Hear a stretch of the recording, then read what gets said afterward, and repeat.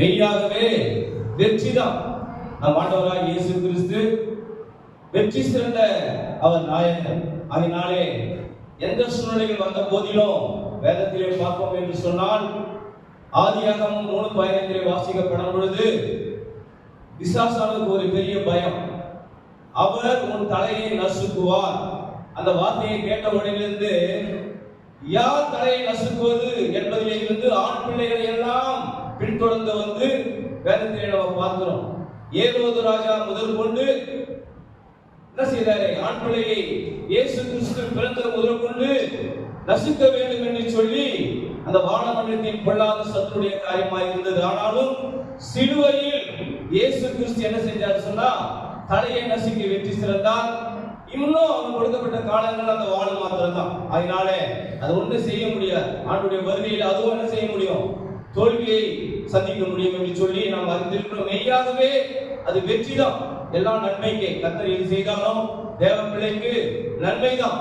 அதாவது இந்த 14ஆம் ஆண்டு மாத்திரமல்ல, இந்த 13 ஆண்டுகளும் இந்த கிறிஸ்துமஸ் பெருவிழாய் பார்க்கப்படும் போது பல காரியங்களில் தான் வெற்றி சிறந்து வந்து கொண்டிருக்கிறத நம்ம பார்க்கிறோம். ஒரு சரணத்தை பாடி வெட்கப்படுவதில்லை, நான் கைவிடப்படுவதில்லை, கொன்று போட்டாலோ தேவா உம்மை நான் விடுவதில்லை, வெட்கப்படுவதில்லை, வெட்கப்படுவதில்லை, சிலுவையை நான் சுமந்தாலும் சிங்காசனம் தான் எனக்கு உண்டு, சிறுமைப்படுத்தி தாழ்த்தினாலும் தேவ சமாதானம் என்றும் உண்டு, என்றும் இயேசுவையே நம்பி வாழ்ந்திடுவேன், நன்மைகள் அடைந்திடுவேன், என்றும் இயேசுவையே நம்பி வாழ்ந்திடுவேன், பாடுகள் நான் பட்டாலும் பரிசுத்தம் தான் எனக்கு உண்டு, நாட்கள் கடந்து ஓடினாலும் கர்த்தரின் நன்மை என்றும் உண்டு, நாட்கள் கடந்து போனாலும் கர்த்தரின் நன்மை என்றும் உண்டு, என்றும் இயேசுவையே நம்பி வாழ்ந்திடுவேன், நன்மைகள் அடைந்திடுவேன். மெய்யாகவே நம் தேவன் தேவ பிள்ளைகளாக இருந்து நமக்கு நன்மையை கொடுத்தவராக இருக்கிறார். இன்னும் உத்வேகத்தோடு நற்செய்தி பணி நாம் செய்வோம். கர்த்தர் நம்மோடு இருப்பார். அடுத்து சசிகுமார் அவர்கள் வந்து சாட்சி. கர்த்தருடைய பரிசுத்த நாமத்துக்கு மகிமையாக கர்த்தர் அடியேனை ஒரு சாட்சியாக நிறுத்துறதுக்காக கர்த்தரை நன்றி சொல்கிறேன். 2025 வருஷத்தை நன்மையாக முடிச்சு விட்டுகிற தேவன் 2025ஆம் ஆண்டை அடியனுக்கும் ஒரு ஆசீர்வாத ஆண்டாக கர்த்தர் கொடுத்ததற்காக நன்றி சொல்கிறேன். இந்த வருடத்தில் விசேஷமாக நண்பர்கள் ஜப ஐக்கியத்தோடு கூட இணைந்து ஊழியம் செய்யும்படியாக இந்த வருடம் மே மாதம் தான் பால்சிங் பிரதர் முதலாவதாக நான் எங்கள் வீட்டு பக்கத்தில் அவர் ஊழியம் செய்யும் போது என்னை சந்தித்தார். அப்போ என்னை பார்த்துட்டு அவர் ஊழியத்தில் இணைந்து நீங்கள் ஊழியம் பண்ணணும் அப்படின்னு சொல்லிட்டு ஒரு இன்விடேஷன் கொடுத்தார். அதை நான் அதுக்கப்புறமா ஒரு வாரத்துக்குள்ளாக அடுத்த கிராம ஊழியத்தில் எனக்கு பிரதர் ஃபோன் பண்ணி ஒரு வாய்ப்பு கொடுத்தார். அதிலிருந்து தொடர்ந்து ஒவ்வொரு மாதமும் கிராம ஊழியர்களுக்கு செல்ல கர்த்தர் கிருபை செய்தார். அதற்காக கர்த்தருக்கு நன்றி செலுத்துகிறேன். விசேஷமாக இந்த கிறிஸ்துமஸ் பெருவிழா 14ஆம் வருட கிறிஸ்துமஸ் பெருவிழாவை குறித்து அநேக ஆலோசனை கூட்டங்கள் நடந்தது. எல்லா ஆலோசனை கூட்டங்களிலும் கர்த்தர் கலந்து கொள்ள கிருபை செய்தார். நண்பர்கள் ஜப ஐக்கியமை குறித்து என்னுடைய அப்சர்வேஷன் நான் சொல்லணும்னா, ஒரு திட்டமிட்டு அதை செயல்படுத்துகிற ஒரு ஐக்கியம் அது மட்டும் தான் நான் பார்த்தேன். என்னன்னா ஆலோசனை கூட்டங்கள், அதை தொடர்ந்து இந்த கிறிஸ்துமஸ் பெருவிழாக்காக விசேஷித்த அதிகாலை ஜபம் பிரதர் பேசும்போது சொன்னாங்க. அதிகாலை ஜபம் மொத்தம் 15 நாட்கள் நடந்தது. அது ஒரு கிரிட்டிக்கலான ஒரு சூழ்நிலையில ஆரம்பிச்சது. என்னன்னா டிசம்பர் அந்த முதல் வாரம் பார்த்தீங்கன்னா சென்னையில் அந்த டிட்வா புயலுடைய ஆதிக்கம் அதிகமாக இருந்தது. அந்த புயல் நாட்களில் 1ஆம் தேதி ஆரம்பிச்ச உடனே நாங்கள் வந்து பங்கேற்கிறேன்னு சொல்லிட்டு நம்ம கமிட்மெண்ட் இருக்கிறோம்னா அதில் கண்டிப்பாக நம்ம பார்ட்டிசிபேட் பண்ணணும். நான் அதிகாலை 5 மணிலேருந்து 6 மணி வரைக்கும் ஜபம். இப்போ பார்த்தீங்கன்னா நான் 4:30 மணிக்கெல்லாம் எழுந்தாதான் இந்த ஜபத்துக்கு வர முடியும். ஆண்டவர் அற்புதமாய் அந்த ஜபங்களில பங்கேற்க கிருபை செய்தால் மழையிலே ரெயின் கோட் போட்டுக்கிட்டு வந்து ஜபத்துக்கு அட்டன் பண்ற அளவுக்கு கர்த்தர் அடியனை மாற்றி இருக்கிறார். அதுக்காக கர்த்தருக்கு நன்றி சொல்லிக்கிறேன். கூட இருந்து ஜெபித்த அநேக சகோதரர்கள் அவர்களையும் கர்த்தர் ஆசீர்வதிக்க வேண்டும். தொடர்ந்து கர்த்தருடைய மகிமை அந்த ஆயத்தத்தோடு கூட உபவாச ஜபம், சகோதரிகள் ஜபம், சங்கிலி தொடர் ஜபத்திலையும் நம்ம ஜெபிக்கிறதுக்கு கர்த்தர் கிருபை செய்தார். இப்படியாக கர்த்தர் பாயிண்ட் பை பாயிண்ட் இந்த கிறிஸ்துமஸ் பெருவிழா சாதாரணமாக நடக்கவில்லை. ஏன்னா அதற்கு சில ஜப குறிப்புகளை ஏற்படுத்தி அநேக மணி நேரங்கள் நாம் ஜெபித்தோம். கர்த்தர் ஜபத்தை கேட்டார். எபேசியர்ல வாசிக்கிறது போல நமக்கு போராட்டம் வந்து மாம்சத்தோடும் ரத்தத்தோடும் இல்லை. அந்த கால நிர்வாகிகளோடும் முக்கியமா இந்த அதிகாரிகளோடும் நமக்கு போராட்டம் உண்டு. அந்த போராட்டத்துல எல்லாம் ஜெயம் எடுக்கணும்னா ஜெபமே ஜெயம் என்ற வார்த்தையின்படி கர்த்தர் ஜெபிக்கவும் அது இந்த காரியத்துல ஜெயம் எடுக்கவும் கர்த்தர் கிருபை செய்தார். அதற்காக கர்த்தரை நான் முழு மனதோடு நன்றி செலுத்துகிறேன். கர்த்தருடைய மகிமையை 14ஆம் தேதி நாம் பார்த்தோம். அதற்காக கர்த்தருக்கு ஸ்தோத்திரம். ஆமென். இரும்பு தாழ்பார்களை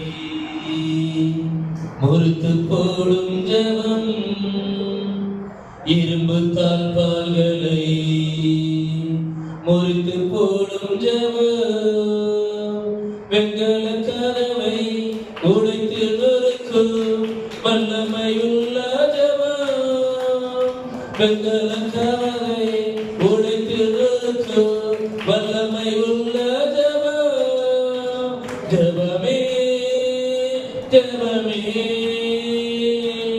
ஜெயத்தை தந்திடும் ஜெபமே, ஜெபமே ஜெபமே ஜெயத்தை தந்திடும் ஜெபமே. யாராவது இருந்தீங்கன்னா சாட்சி சொல்லலாம். நேரம் வெகுவாக இருக்கிறது, குறைவாக இருக்கிறது. யாராவது சாட்சி இருந்தா 1-2 பேர் சொல்லலாம்.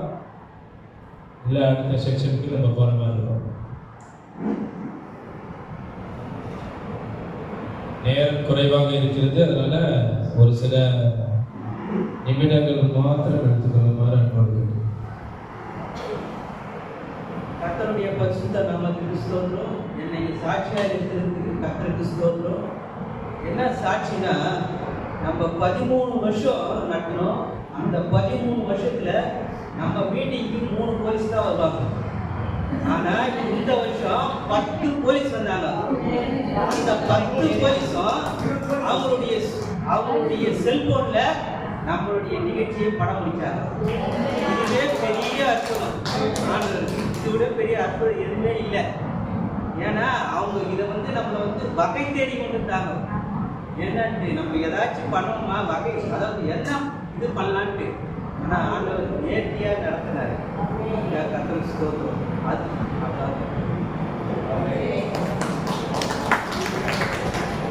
கர்த்தருடைய நாமம் மகிமைப்படுவதாக. அடுத்த யாராவது சாட்சி இருந்தா வரலாம். சீக்கிரம், ஒரே ஒருத்தர் தான்.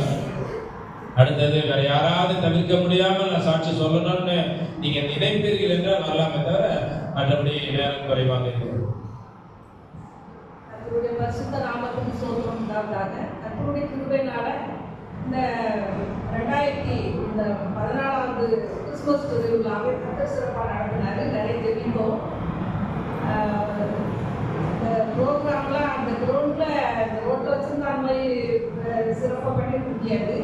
ஆனால் அந்த ஓட்டப்பந்தயம் கார்டு எடுத்து அந்த இடத்துல பண்ணதுனால ரொம்ப உற்சாகம். நிறைய ஸ்கூல் போட்டு நிறைய பேர் வந்திருந்தாங்க. நிறைய ஊழியக்காரங்க வந்திருந்தாங்க. ரொம்ப அருமையாக இருந்தது.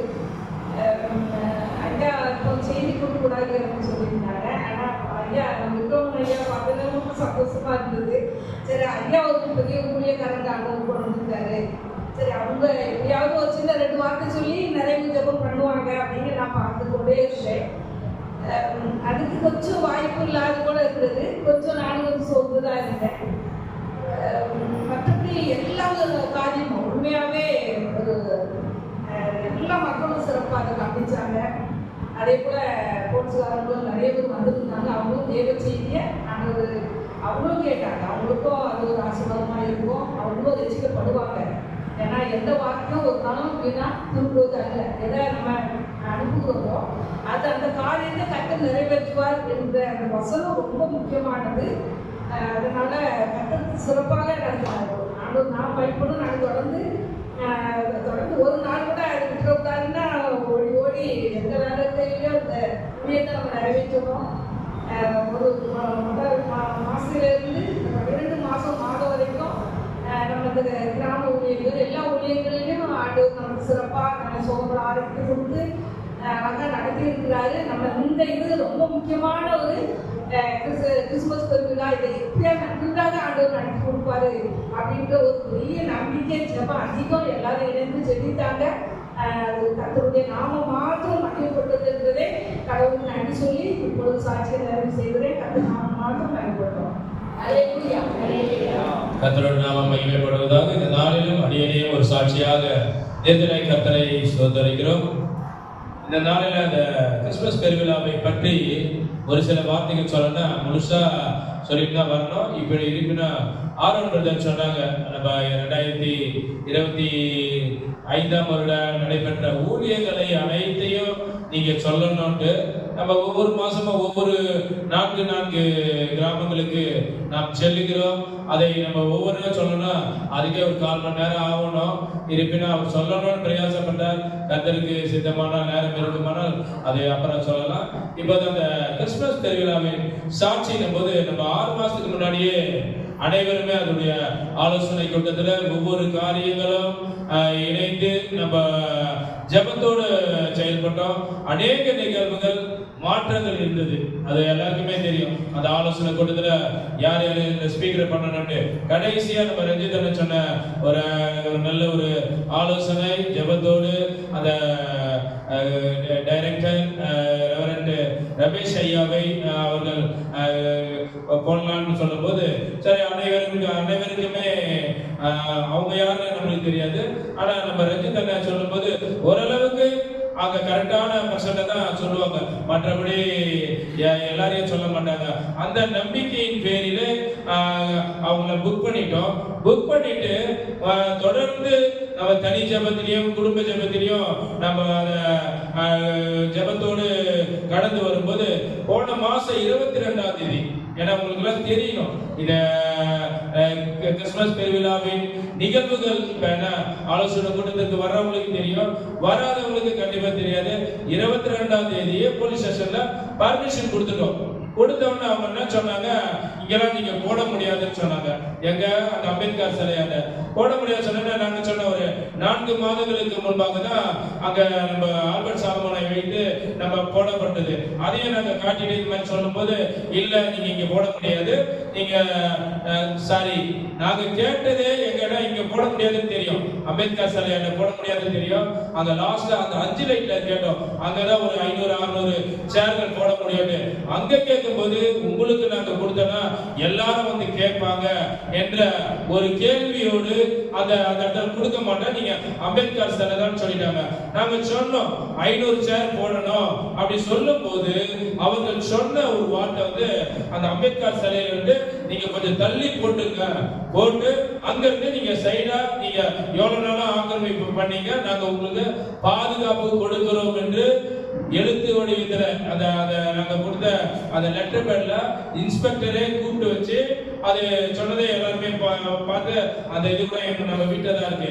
அப்படியாக கொடுக்கப்பட்டு நம்ம ஜெபித்து கொண்டே இருக்கிறோம். ஆனா ஒருவரும் போனே பண்ணல.